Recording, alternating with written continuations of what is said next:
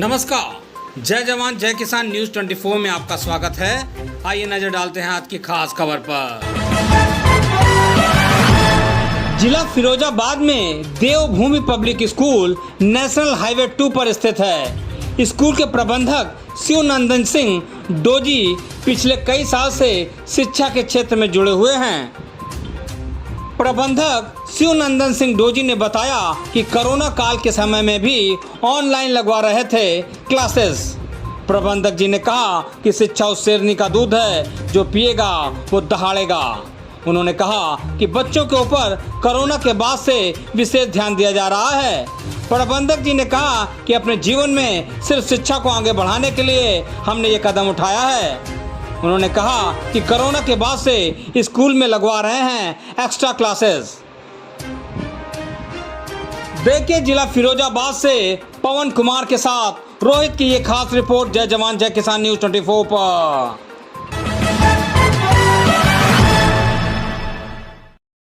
आप देख रहे हैं जय जवान जय किसान न्यूज़ 24। मैं पवन कुमार आज हूँ फिरोजाबाद में, और फिरोजाबाद में एक छोटा सा कस्बा है सिरसागर, और जहाँ मैं बैठा हूँ देवभूमि पब्लिक स्कूल, जो कि अपने आप में एक ब्रांड है यहाँ लोकल इलाके में। मेरे साथ बात करने के लिए उपस्थित है यहाँ के प्रबंधक महोदय शिवनंदन यादव जी उर्फ डॉजी भाई। शिक्षा के क्षेत्र में बहुत सारी बातें करनी है, क्योंकि 2 साल का जो समय रहा, कोरोना का समय रहा, लॉकडाउन का समय रहा, और सबसे ज़्यादा प्रभावित कोई हुआ तो हमारे बच्चे हुए जो देश का कर्णधार है, देश की भविष्य है। दूसरा, वित्तहीन विद्यालयों की भी स्थिति किसी से छुपी नहीं है। बहुत सारी बातों बात करने का प्रयास करूँगा। सबसे पहले सर स्वागत है आपका हमारे चैनल में। सर, ये जो 2 साल का समय रहा, लॉकडाउन का समय रहा, किसी से छुपा नहीं है। हमारे बच्चों का जो कर्णधार है, देश का भविष्य पूरी तरीके से चौपट हो गया। शिक्षा प्रणाली ध्वस्त हो गई। वित्तहीन विद्यालय थे, कोई भी इनको इस तरीके की सहायता मुहैया नहीं करा गई जिससे कि सुचारू रूप से चल रही। इससे क्या प्रमुख परेशानियां रही उस टाइम से? सबसे बड़ी परेशानी तो यही थी कि बच्चे क्योंकि विद्यालय बच्चों से होता है। स्कूल का मज़ा जो है आप ले सकते हैं, तो जब तक स्टूडेंट्स नहीं है तब तक वो आनंद नहीं ले सकते। जी। सबसे बड़ी परेशानी तो यही थी कि बच्चे पढ़ नहीं पाते। दूसरा, जो यहाँ के स्टाफ था, टीचर्स थे या हम लोग भी थे, तो बहुत सी परेशानियों से, इकोनॉमिकल एंड फाइनेंशियल बहुत सारी प्रॉब्लम्स हम लोगों ने जूझा। और गवर्नमेंट की तरफ से तो कोई सहूलियत नहीं थी, ना ही कोई रिबेट था कि चलो स्कूल्स, और या सबसे ज़्यादा जो प्रभावित हुए भी थे मैं होटल एंड टूरिज्म और स्कूल सबसे ज़्यादा। तो इसके लिए गवर्नमेंट ने ना तो कोई सब्सिडी दी हो या कोई डिस्काउंट किया हो किसी चीज़, इवन इलेक्ट्रिसिटी बिल किसी पर भी कोई डिस्काउंट नहीं, कुछ नहीं था। और बोर्ड फीस भी जो उस वक्त बहुत मिनिमम थी, वो भी उससे पहले बढ़ा के लगभग बच्चों पे 300 रुपये पर सब्जेक्ट कर दी, जो 150 रुपये 450 में पूरा होता था। अब 1800 2000 तक बच्चों से लगभग बोर्ड की फीस ली है। तो ये भी एक समस्या रही बच्चों के साथ। दूसरा क्या, हम जो यहाँ रूरल एरिया में तो पूरी की, लेकिन मुख्य परेशानी ये है कि हर बच्चे पर यहाँ रूरल एरिया में शायद स्मार्टफोन्स नहीं अवेलेबल। आप बात कर रहे हैं ऑनलाइन शिक्षा, एक जो ऑप्शन दिया था गवर्नमेंट जो ऑप्शन दिए थे ऑनलाइन का, तो एक रूरल एरिया में सबसे बड़ी समस्या है कि बच्चों का एक स्मार्टफोन नहीं, नेटवर्क की वजह से। अच्छा, इतना पैसा भी नहीं है कि वो पर डे 2 GB यूज़ कर सके या उसको अपना रिचार्ज करा सकें। 2 GB कम से कम 2 GB तो चाहिए इंटरक्लास सकें। तो वो समस्याएँ रही हमारे साथ। और रूरल एरिया के हिसाब से देखा जाए तो हमने तो प्रयास किए, लेकिन फ़िलहाल अब जाके शुरू हुए हैं विद्यालय। तो अब जो हम देख रहे हैं कि बच्चों का जो उस 2 साल में जो हानि हुई उनके एजुकेशन में, उनकी नॉलेज में, वो बहुत ज़्यादा दुखपूर्ण है। जो बच्चों का स्टडी गैप हुआ 2 साल का, निश्चित रूप से उसकी जो क्षति पूर्ति करने में सर क्या लगता है, कितना समय लगेगा और क्या एक्स्ट्रा एफर्ट्स करने पड़ेंगे? सर, एक्स्ट्रा एफर्ट्स को तो ये है कि देखिए, छोटे बच्चों का जो सबसे मेन पर्पज़ होता है, जो फर्स्ट सेकंड जो PG nursery first second third तक के बच्चे, उनका जो पढ़ाने का प्रोसेस है वो सिंपली किस पर डिपेंड करता है, रिपीटिशन और रिवीजन। उनको जितना आप रिवाइज और जितना रिपीट करा रहे चीज़ें उतना उनके यहाँ, लेकिन ये 2 साल में वो सब हुआ है, तो वो बिल्कुल शून्य हो चुके हैं फिर से। मतलब जो बच्चा अगर उस वक्त फर्स्ट में था तो आप थर्ड में होना चाहिए था, तो आप मान लीजिए वो फर्स्ट में ही लायक रह गया। चूँकि हम थर्ड में अगर लेते हैं तो क्या होता है कि उसको तो वो टीचर अपने रिदम पर पढ़ाएगा, वो उसको नहीं देख पाएगा।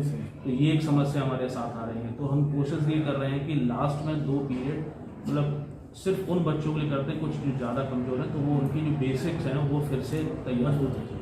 तो उसके लिए हम प्रयास कर रहे हैं कि वो बेसिक्स उनके तैयार कर लें फिर से, तो उनके साल भी ना बर्बाद हो और उसी मेन स्ट्रीम में आ जाए अपने चले। सर जबकि हमारा एक दौर था, हम लोग जब बस निकलते थे बड़ों का आदर सम्मान करते थे। उनका आरोप रहता है कि जो जब से CBSE या इंग्लिश मीडियम का वर्चस्व हुआ है, शिक्षा बेहतर हुई है, लेकिन बच्चों को संस्कार की कमी आई, हलो आए कोई बोलने तक सीमित नहीं गई है। तो हमारा देवभूमि पब्लिक स्कूल, क्योंकि नाम इसका बड़ा अच्छा है, आध्यात्मिक टाइप का है, तो क्या ऐसा करने वाला है जो हमारे बच्चों को शिक्षा तो बेहतर हो, साथ में संस्कार भी मिले, जिससे वो संस्कृति को पहचाने? देखिए, संस्कृति, परंपराएं, ट्रेडिशंस जो भी चाहिए, ये हमारे रूट्स जड़ें हैं और इनको मजबूत तो रहना ही चाहिए।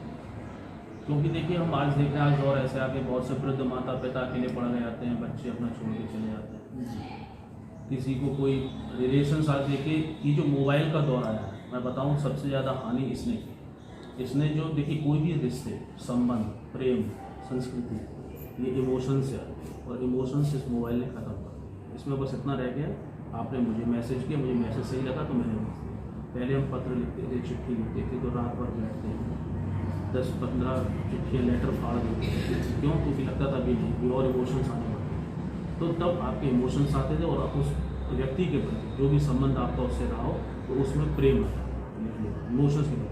लेकिन आज कोई प्रेम और इमोशंस खत्म हो गए, ये भी एक कारण है, सबसे बड़ा संस्कृति कहानी का। अब तो बस इसका मैसेज उसको, उसका मैसेज इसको। उन्होंने प्यार से लिखा, प्रणाम भाई साहब, बहुत बहुत सारा प्रणाम। उन्होंने बोला ये ठीक लिख रहा है, इनकी सही हिंदी देनी का किताब दो अपने पिताजी को, अपनी माता जी को, अपने भाई को। तो ये तो इमोशंस जब तक नहीं निकलेंगे, जब तक फीलिंग्स नहीं आएंगी, तब तक ये अच्छे से मजबूत। तो यहाँ हम कोशिश ये करते हैं कि मोबाइल का यूज़ कम हो और बच्चों को भी हम ज़्यादा से ज़्यादा यही कहते हैं बुकिश नॉलेज की बुक पढ़िए। बुक से आप देखिए, एजुकेशन में भी आपको लगता है कि मोबाइल जो आए हैं इन्होंने अच्छा किया है, लेकिन बुरी सबसे बात ये हुई है कि हमें एक प्रश्न का आंसर अगर ढूंढना होता था, एक क्वेश्चन का आंसर ढूंढना होता तो पूरी बुक पलटते थे शुरू से, तो उसके साथ साथ हमें 4 चीज़ें और आ जाती। लेकिन आज हम सिर्फ वो टाइप करते हैं, उतना ही मैटर हमारे सामने रहता है, तो बच्चे की नॉलेज सिर्फ सीमित रहेगी उतनी तक जो सिर्फ पता लगा जो से। लेकिन बुक जब हम पढ़ते थे तो बहुत सारी चीज़ें हमें सामने आ जाती थी, आपकी वोकेबलरी, शब्दकोश बढ़ जाता था, शब्दों का ज्ञान होता। आज बच्चों को शब्दों का ज्ञान होता ना हिंदी में नहीं उसमें, तो ये भी एक कमी है। सर आपने बड़ा हमें गंभीर खत लिखते थे, सांसद उदय प्रताप जी की, हमें कविता तो याद नहीं आ रही, उनकी भी लाइन है, नए दौर, मोबाइल के दौर के लड़के क्या जाने, हमारी मोहब्बत को, ऐसा कुछ था कि हम लोग खत में लिख देते थे कलेजा निकाल कर, ऐसा कुछ था। वो बात बिल्कुल सही भी है सर। एक पर्व जिसे अमृत महोत्सव के रूप में मना रहे हैं, 75वां स्वतंत्रता दिवस, जो कि आने वाला है कल रक्षाबंधन है। आप देवभूमि पब्लिक स्कूल की तरफ से क्षेत्रवासियों को, अपने अभिभावकों को क्या संदेश और क्या शुभकामनाएं देना? सभी क्षेत्रवासियों को बस यही संदेश देना चाहता हूँ कि स्वतंत्रता दिवस सिर्फ उस रूप में मत मनाइए जो 1947 को स्वतंत्रता मिली थी। मैं चाहूँगा कि सभी लोग इस रूप में मनाएं, जो भी कुरीतियाँ, गलतियाँ और कमियाँ अपने लोगों में हैं, अपने समाज में, उनसे स्वतंत्र भी हुआ। वो भी एक स्वतंत्रता का रूप है, उससे भी स्वतंत्र होना बहुत जरूरी है। वो स्वतंत्रता थी, वो मिल गई, अच्छी बात है, उसकी तो सभी को शुभकामनाएं। लेकिन साथ में चाहूँगा आगे भविष्य में जो भी स्वतंत्रता का पर्व मनाया जाए वो इस दौर में मनाया जाए, जो कुरीतियाँ और कमियाँ उनको कम किया जाए, उनसे हमें स्वतंत्रता। जी। बाकी साथ ही साथ जन्माष्टमी भी आने वाली है, कृष्ण जी की जन्म हुआ, उस दिन जन्माष्टमी के लिए सभी को हार्दिक शुभकामनाएं। सभी पर कृष्ण जी की कृपा बनी रहे जी। और एक सबसे पावन पर्व आ रहा है वहाँ पर रक्षाबंधन जी। भाई बहनों का प्रेम हमेशा बना रहे, खुश रहें, सभी मस्त रहें, बहनों की हमेशा सहायता करें। महिलाओं पर बहुत अच्छे से, थोड़ा तमीज़ से और सम्मान से देखा जाए महिलाओं को। बहुत बहुत धन्यवाद सर इतना समय देने के लिए। आप देख रहे थे मेरे साथ बात करने के लिए उपस्थित थे देवभूमि पब्लिक स्कूल के प्रबंधक शिवनंदन यादव जी और फौजी भाई के नाम से। इन्होंने शिक्षा के बारे में बड़ी बारीकी से बताया, साथ में संस्कार हो चाहे शिक्षा हो, शिक्षा बगैर संस्कार और अनुशासन की अधूरी है। साथ ही उन्होंने 15 अगस्त के शुभ अवसर पर सभी क्षेत्रवासियों और अभिभावकों को बहुत बहुत शुभकामनाएं की। मैं भी चैनल के माध्यम से प्रबंधक जी को, यहाँ के बच्चों को बहुत बहुत शुभकामनाएं देता हूँ।